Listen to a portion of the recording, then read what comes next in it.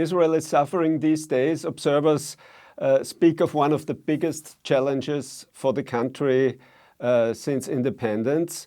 How do you classify the current conflict after the Hamas attacks? Yeah, for Israel's October 7th will be a day to remember. It is the day where the most Jews have been killed since the Holocaust, World War II. So it's certainly a moment that we will remember and that changed the world for us.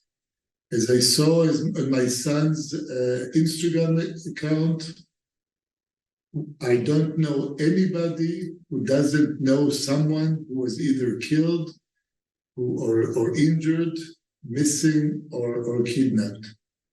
Mr. Ambassador, observers are also asking, how could Israel be so surprised by the Hamas attacks? Do you have an explanation for this? Well, we will have to look into this. When the war goes on, everybody united. Now we have a united government as well, with one of the opposition coming in, because we are united in fighting Hamas. So we will have to look at this after the war. But I will say that one of the problems that we had, the world had as well, is that we believed and we worked in order to better the life of Palestinians in Gaza. This included allowing 20,000 people from Gaza into Israel to work, with the idea that they bring back money. They have a government, a corrupt government, that doesn't allow them to produce anything. And with this money, their family lives will be better. Businesses will start to rise again. This maybe will be better. And we discovered that Hamas leadership, illogically, crazy killers, one can say, used that money, took it from the people in order to train a death squad. Who does that?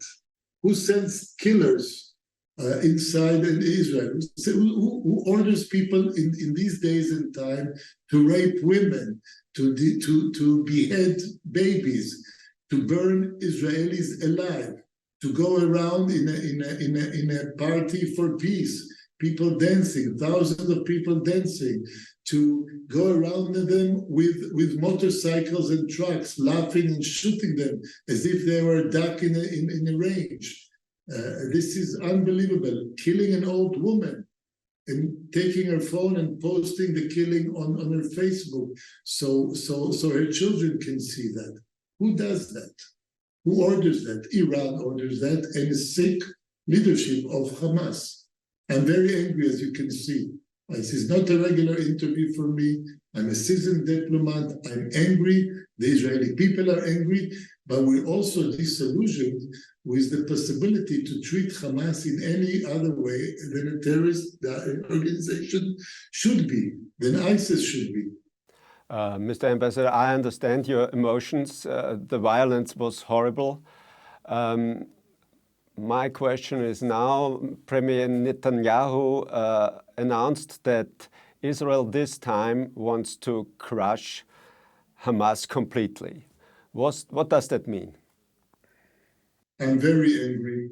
When I speak when the chancellor was nice enough to call me, and I get WhatsApp calls in the middle from my daughter that there are missiles and that friends of her died, I'm very, very angry. But we're not going on being angry. This is not the reason. This is not even revenge, though the Israeli, though we will go after everyone that we identified that killed. It's just a real understanding that in the same way of ISIS, there is no reasoning. They just have to be rooted out. Every killer, every one of this leadership has to go. I cannot take away the ideology and the hateful, this is not religion, this is a hateful ideology of killers. I can't take it out from every members of Hamas, but I do believe that we have to take out Hamas's ability to control Gaza and certainly their ability to be with such weapons. Do you expect that the conflict will expand, that Hezbollah attacks from the north? I hope not, and I can say this, I can do as any other Israeli official, I can warn them very strongly, them and their puppeteer, the Iranians, I can warn them not to try Israel. Hamas misjudged the Israeli resolve. We're all united from the left and from the right. All of those who had discussions before about Israel's future on other issues are united. So and another advantage that we have now is that we will not be surprised again. So are we worried about it? Yes. But we thank our American partners in their strong comments on this and their support on this issue.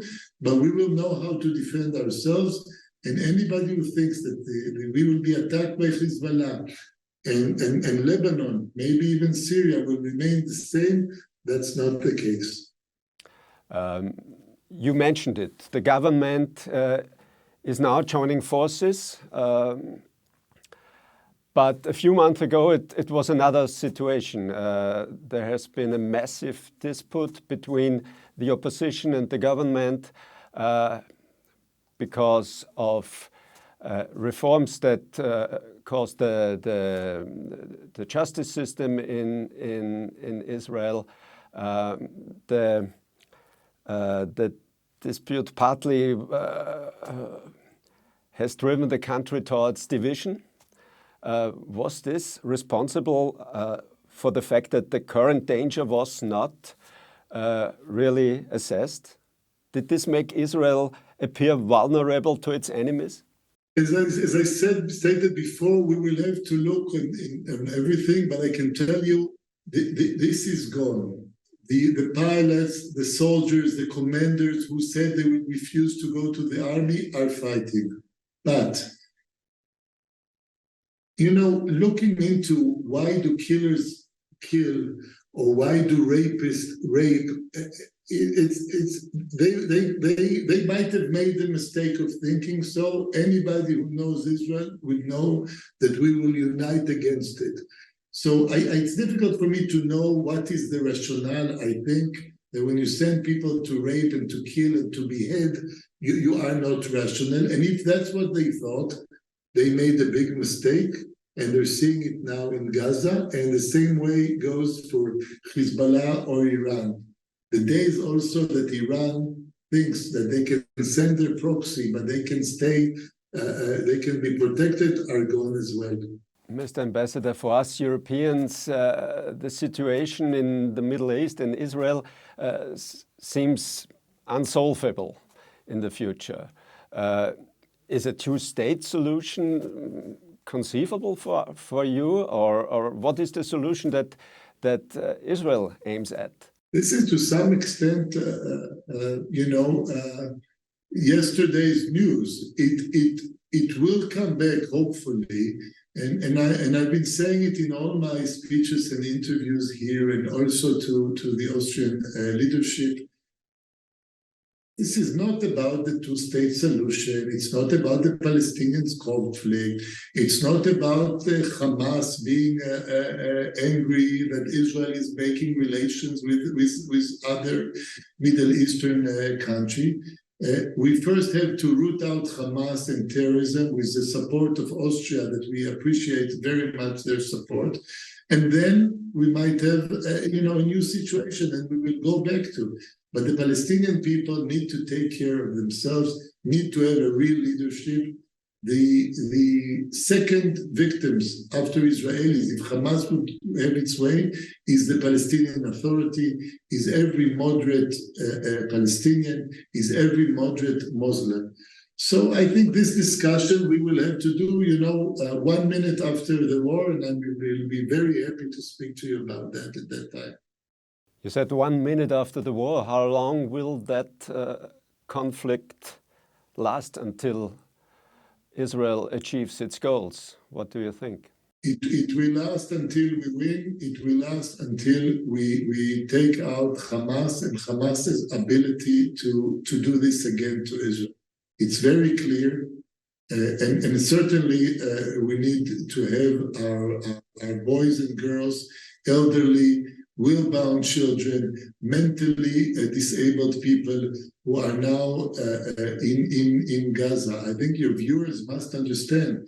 I'm in a position where people that I've heard that are missing, and in the crazy position where I'm saying to myself, maybe it's better that they're dead than they're in the hands of Hamas. So we're speaking about, and I appreciate that, about the political outcome, while we have a father that 2 of his girls are in the hands of people who raped and enjoyed showing off. We have a German Israeli citizen, I'm not sure she's even Israeli, a German citizen displayed naked in the streets of Gaza while people are celebrating. I mean, this is what the Israeli public is now thinking about. So yes, and I don't know how long it takes. I can tell you it will take as long as needed. There's great public sympathy for Israel in the West just now. Hamas barbaric crimes are disgusting and terrible. We talked about that. Nevertheless, there are voices, including US President Joe Biden, who are warning Israel not to violate human rights in the current military operation. For example, cutting off Gaza's electricity and food supplies. What do you think about that? Yeah, first of all, I must mention the support that we get by the Austrian government and all of the Austrian parties. And we feel that this is really a cross-party issue. The world has changed. People must understand. Israel always preserves human rights. We don't attack civilians intentionally, and this will remain. We will take our utmost ability to protect civilians. By the way, we have more than 100 Israeli civilians in Gaza. So whoever thought they can be used as human shields will be mistaken. We have to take out the terrorists. We notified the Palestinian people where to live. And if you know that your neighbor is a Hamas operative and there is a bomb manufacturing of missiles in your basement, you better not be there. So we have to have the world understand, at the end of the day, as much effort as we'll do, the role of leadership, and Hamas are the leaders, de facto leaders of Gaza, is to protect their own people. Now I ask the Austrian people, I ask you, sir, if people would go in, take your daughters, take your son, kill them brutally in all aspects, of burn them up alive intentionally, would you ask your government to provide electricity to these people? So this is a different. I would agree with your question about electricity before. Their leadership did what they did. Let them produce their own electricity. I don't know what will happen tomorrow. I have been in Israel 2 weeks ago, and it was wonderful there. But one can feel the tension. It's not a state like Austria. Do you think that there will be in the future the possibility to live in peace with your neighbors around you? Is that possible? Israel is a wonderful country. I like you. I came here 2 weeks ago. I mean, on Thursday night, I was in a Zoom wedding of my friend's beautiful daughter Maya, and on the beachside celebrating. Think about those people celebrating on the border for peace and who are now killed. Israel will come back. Peace can be in our area. I'm sure of it. I'm confident of this reason. And I think also Austrian citizens, more than 20,000 Austrians living in Israel. You have a plane coming back, 300-400 people are staying in Israel. There is no better way to explain that Israelis believe in the Zionist dream of having a Jewish state, and hopefully you will visit very soon and enjoy yourself again in Israel. I hope so too. Last question, Mr. Ambassador. As I said, there's a lot of support for Israel in Austria, but there are also pro-Palestinian demonstrations. How do you deal with that? Should the Austrian government ban such demonstrations? First, I'll surprise you, and I'll say that I can wave a banner here that says "Free Gaza," the same way that they are raising that sign. Free Gaza from Hamas terrorism. That's what I do. I don't understand those demonstrators. Are you demonstrating for rape, for beheading of toddlers and children? Are you demonstrating for burning up all families alive? What are they demonstrating for? They should be demonstrating to get Hamas out, to change it. I have no problem to discuss the Palestinian, and I understand anybody who was demonstrating even a week ago with their views of what we can do with the Palestinian-Israeli conflict. But this is just unreasonable. With regards to the Austrian government, of course, we don't have any comments on this issue. This is an internal Austrian decision how to deal with those people, and we are very thankful to the Austrian government for hosting us so beautifully here in this country. But I'm sick to my stomach on seeing signs of people that support Hamas, not the Palestinian Authority, not the Palestinian statehood, but are rejoicing for killing. Who does that? Mr. Ambassador, thank you for having the opportunity to have this interview. Thank you.